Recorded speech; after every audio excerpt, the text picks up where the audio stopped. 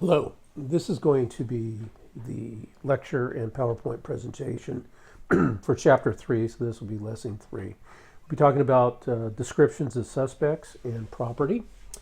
I'm using the publisher's PowerPoint from Police and Fire Publishing, so this is their format.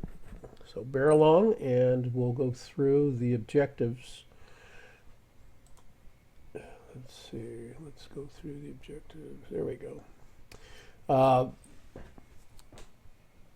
the main objectives is identifying the parties. I've told you before how critical it is to get contact information on everyone. And that means your victim, your witnesses, whether they be multiple witnesses, reporting parties, anybody involved in this case that you've contacted that you feel is going to be absolutely essential for courtroom testimony or for any follow-up investigation. Their personal information needs to be documented, so follow-ups can be conducted by investigators and detectives farther on down the line. As a first responder, it's your job to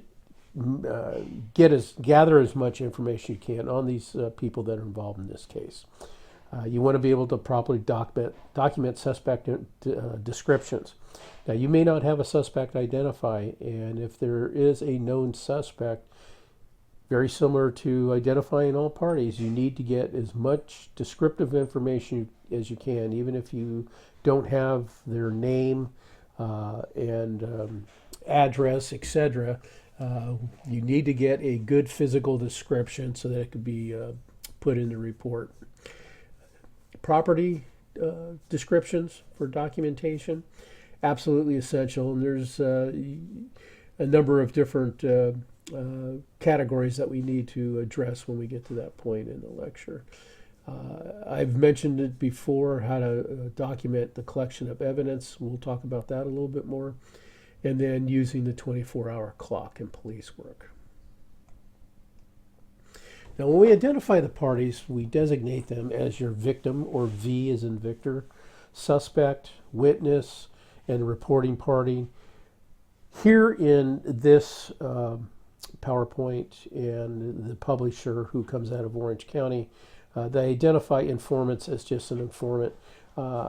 Quite frankly, here in San Diego County, when we have informants and they're documented, we refer them as confidential informant, and their personal information is held in a safe location at the police department. That comes under very strict guidelines so that other employees or the general public does not have this information on these confidential informants. And I'll talk about confidential informants later, but when we talk about them, we refer them as CI. Now, they'll have a number assigned to them according to when they were signed up and documented. So instead of just informant, we'll refer to these as the informant. So with your victim, we don't number our victims if we have numerous victims, as in V1, V2, V3. We identify our victims by their last name. So it would be Victim Smith, Victim Jones, or Victim R. Smith if you want to use their first initial. Suspect, same thing. Suspect Smith, Suspect Jones. Witness, and a lot of times you'll have multiple witnesses. So, Witness Lopez, Witness Garcia. And the reporting party, these are the people that are reporting the crime. They may not be necessarily labeled as a victim or witness, even though they most likely will be, but they could be a second or third party that is calling making the report to the dispatchers requesting police help. So we'll talk further about identifying parties, but this is how they normally appear on your face sheet: as victim, suspect, witnesses.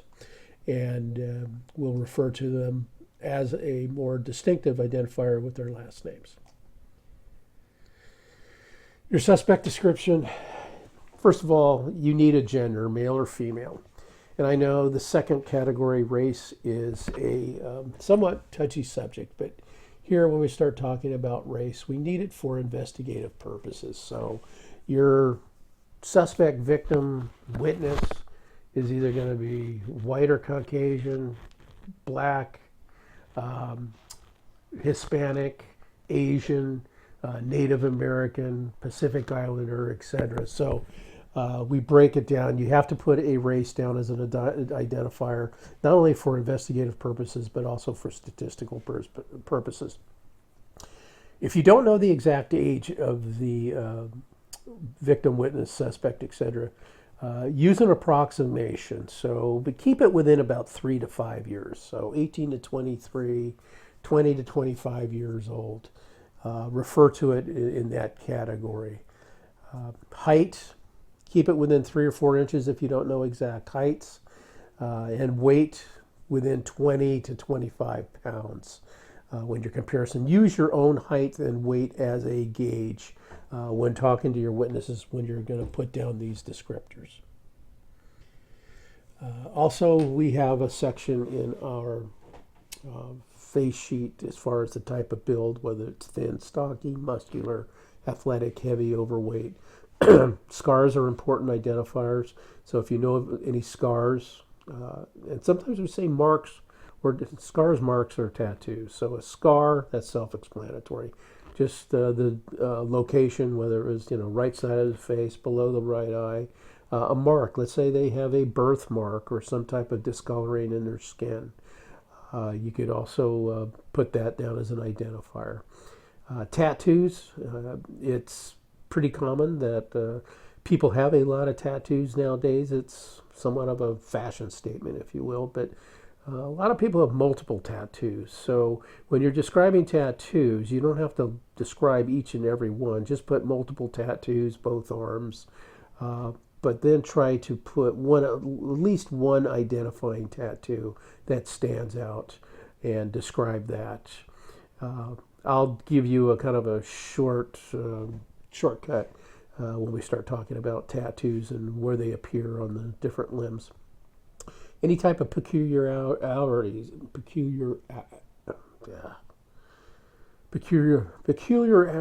there we go. Teeth, whether they're missing, gold teeth, false teeth, silver, anything that's teeth are discolored, braces, describing their speech, whether it's slurred, have a regional accent. Do they limp? Do they walk with a cane, crutches, wheelchair, amputations, body or facial disfigurement? It should be noted in your suspect checklist. Clothing, unless you really know a lot about clothing, I would give your basic color description. Let's say the suspect had a long sleeve blue checkered shirt with a collar. Military, that's fairly self-explanatory, or wearing some type of uniform. Hair has to be described. And nowadays, when you talk about bald, usually when you talk about bald people, they have some remnants of hair around the sides, the ears, and the back of their head. They're just bald on top, whereas a lot of people shave their heads. So if it appears that they do have a shaved head, then write shaved.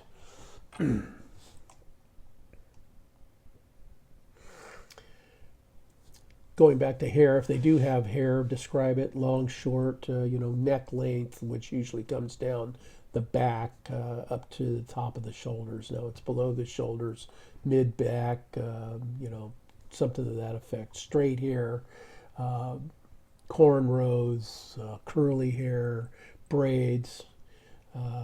So describe the hair color and then the type of style that it is.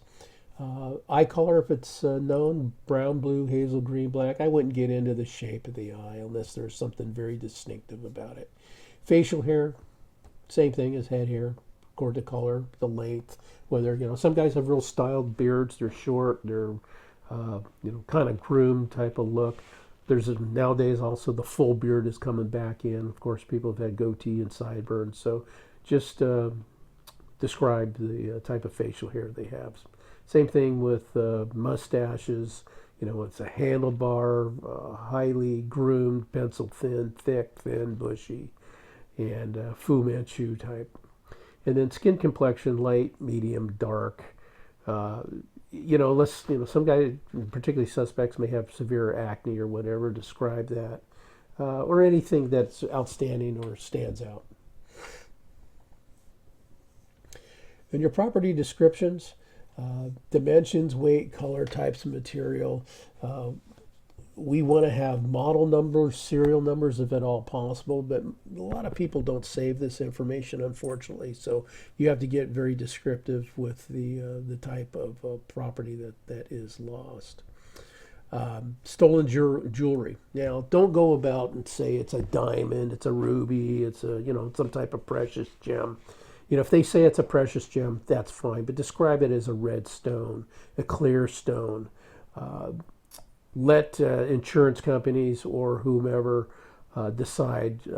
make the final determination whether it is an actual precious gem or not. So when you describe stolen jewelry, just describe the type of metal color. Let's say it's a gold ring. Just put gold colored ring, gold metal ring with a clear stone.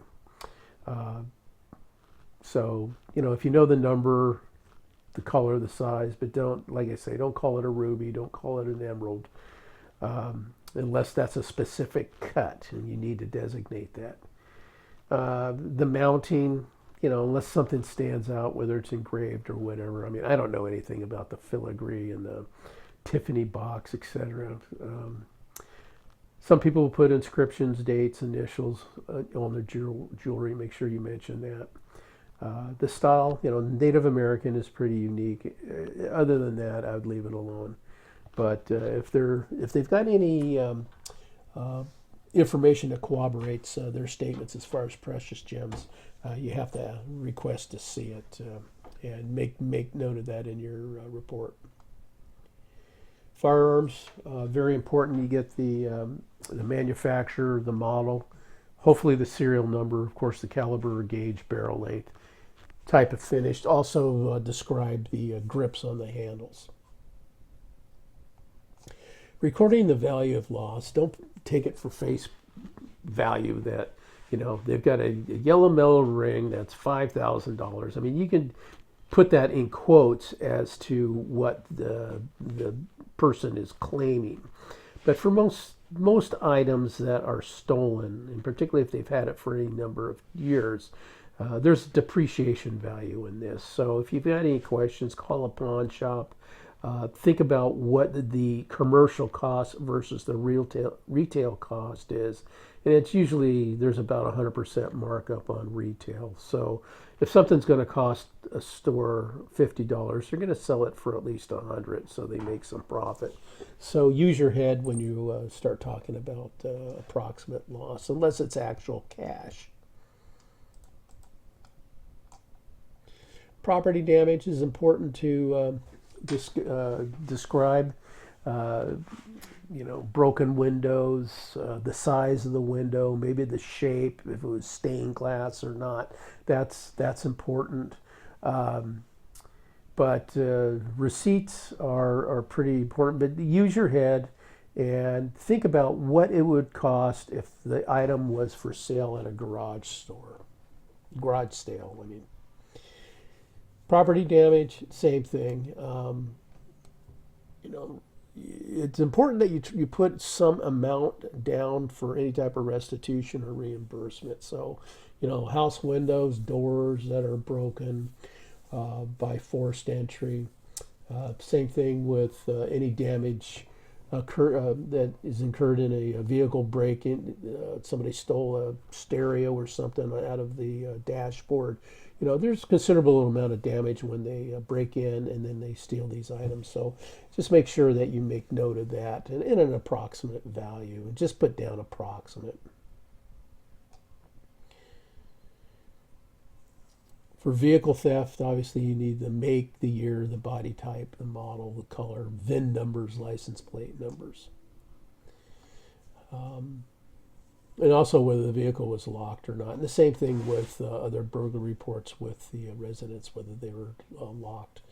Note any type of body damage, special wheels, rims, tires, any bumper stickers, anything that's really identifiable, that's unique to the car.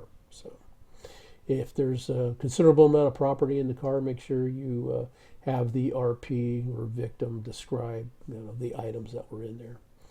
Now, building locations and buildings and describing their locations is important, particularly when you're an investigator and you're trying to describe the property.